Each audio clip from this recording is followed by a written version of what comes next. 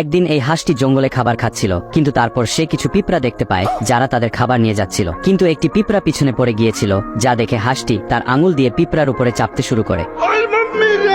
কিন্তু এত ভার হওয়ার পরেও পিঁপড়াটি হাল ছাড়ে না। হাঁসটি মজা করার জন্য পিঁপড়াটির উপর একের পর এক অনেক কিছু রাখতে শুরু করে।